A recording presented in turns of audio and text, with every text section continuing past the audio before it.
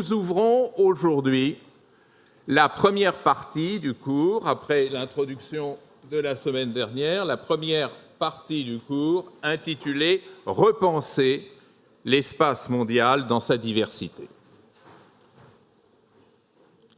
Il y a deux parties. Cette première partie, je vous l'avais annoncé la semaine dernière, est une partie de remise en cause, de critique, certains diraient de déconstruction, d'un certain nombre de catégories qu'on a trop facilement considérées comme acquises et qui changent avec les transformations qui affectent le monde. Et c'est donc les éléments les plus sensibles de ce vocabulaire classique, traditionnel, de la vie internationale et mondiale que je voudrais examiner de façon critique pendant les 6 séances qui viennent. Eh bien, à tout seigneur, tout honneur, commençons par la toute première de ces catégories, celle d'espace et de territoire. Première remarque, et ça sera en quelque sorte le point de départ de notre réflexion, espace et territoire ne sont pas synonymes.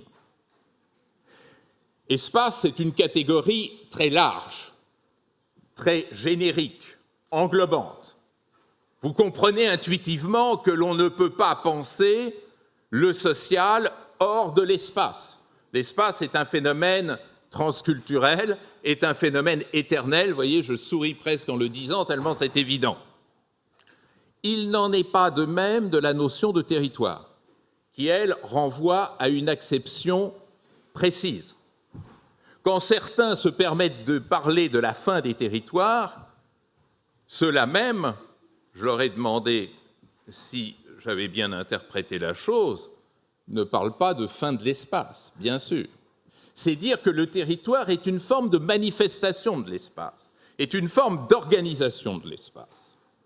L'espace est difficile à définir, comme toujours, ces concepts très englobants, très génériques, très abstraits. Tournons-nous, lorsque nous éprouvons des difficultés, vers les grands, les très grands, et peut-être le plus grand de nos philosophes, Immanuel Kant.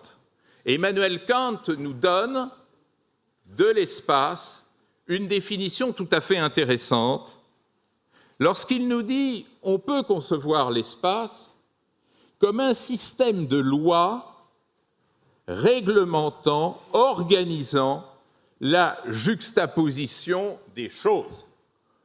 Organisant la juxtaposition des choses. Système de loi organisant la juxtaposition des choses. Alors, bien entendu, vous avez compris qu'il ne faut pas entendre loi en termes juridiques. C'est loi en tant que principe, en tant que modèle.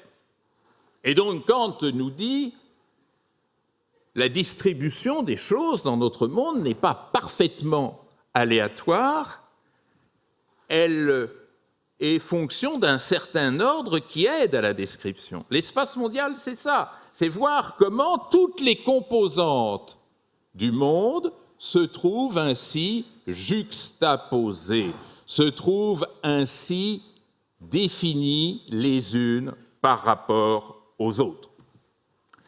Eh bien, à travers cette définition très générale, je vous l'accorde, on perçoit quelque chose, mesdames et messieurs, de fondamental, que je vous propose d'entonner sous forme d'un refrain ce soir, demain et toute la semaine. À savoir que l'espace ne peut pas être compris autrement que comme un construit social. L'espace est aménagé par l'être humain, par l'homme, par la femme. L'espace est le résultat d'un travail de la société. Et il faut le comprendre comme cela. Méfions-nous d'une façon générale, mais ici en particulier, de ces notions de nature, espace naturel. Bien sûr, il y a des espaces naturels, il y a des espaces physiques, nous y reviendrons, mais ces espaces naturels, ces espaces physiques, ils vont être eux-mêmes façonnés, définis, soulignés, organisés par la main des humains, de la femme, de l'homme. Et donc, ce que je vous propose de voir, c'est comment se fait cette invention spatiale. Comment se fait cette invention spatiale? C'est-à-dire comment l'homme a fait de l'espace un triple support. Un triple support, ça veut dire quoi? Ça veut dire que l'espace mondial, les espaces mondiaux peuvent être pensés comme support de l'ordre politique, et c'est là que nous découvrirons très vite la notion de territoire. La première fonction de l'espace, c'est d'aménager la cité, c'est-à-dire le gouvernement des hommes. C'est la base géographique du gouvernement des hommes. Le deuxième support, c'est le support de l'humanité, c'est-à-dire que l'espace se définit aussi en termes démographiques. Notre planète est habitée, elle est inégalement, diversement habitée, et donc l'espace doit être aussi conçu comme un support démographique. Et enfin, troisième fonction de l'espace, notre Terre, notre bonne vieille Terre, est également nourricière, c'est-à-dire elle nous alimente, elle produit de manière à assurer notre vie, de satisfaire nos besoins, et à ce titre, l'espace accomplit une troisième fonction, support de l'ordre, support démographique, support alimentaire. Vous voyez, espace-territoire et inégalité mondiale. Il y a, et ça va être l'argument du cours d'aujourd'hui, il y a une profonde inégalité dans l'accomplissement de ces trois fonctions de l'espace.